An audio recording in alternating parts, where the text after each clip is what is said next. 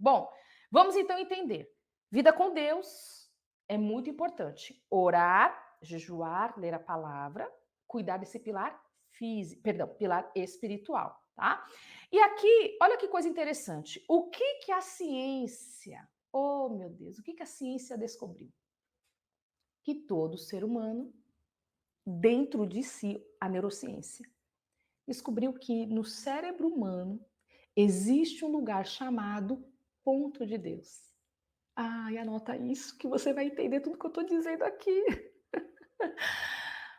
Eu vou repetir.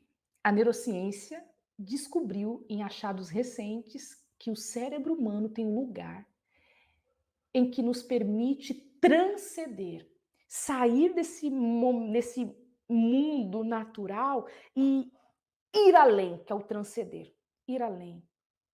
E classificou-se como ponto de Deus. Uau!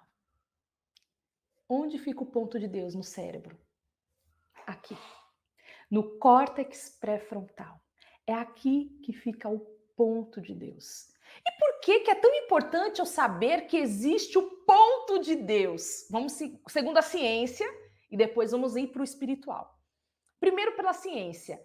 O ponto de Deus, ou seja, a tua vida espiritual, a importância de você se conectar, transcender, ou seja, acessar esse ser supremo, que a ciência não fala que é Deus, ela diz que é um ser supremo, aí cada um, ela entrega para cada religião descobrir quem é, mas a gente sabe que esse ser supremo é o Criador, é o Deus Todo-Poderoso. Então, meninas, olha que coisa mais maravilhosa, né? Quando você acessa o ponto de Deus no seu cérebro, o cérebro, ele já entra em um profundo, ele entra em um relaxamento. Como funcionam as crises de ansiedade no seu cérebro? Deixa o seu cérebro agitado, ansioso. Essa ansiedade, esse estresse, o cérebro precisa de estresse para poder funcionar normalmente, para poder ter ali as suas funções cerebrais ativadas. O problema é que quando você está numa crise de ansiedade, o seu cérebro ele vive estressado, agitado. E ele, quanto mais agitado, ele não relaxa o corpo, porque o cérebro é o grande orquestra, é o grande maestro do corpo. Então, o cérebro agitado que não relaxa, que vive no sistema simpático, não vai para o sistema parasimpático, que é de relaxamento, ele vai liberando muitos hormônios de estresse e isso danifica o seu corpo. Vou falar melhor sobre isso na jornada Fim das Crises de Ansiedade. O link de inscrição está lá no meu Instagram, @eusouDulceAndrade. Lá eu vou explicar melhor o porquê você tem que vencer as crises de ansiedade. Você está danificando, matando o teu corpo, você não faz ideia, você nem sabe.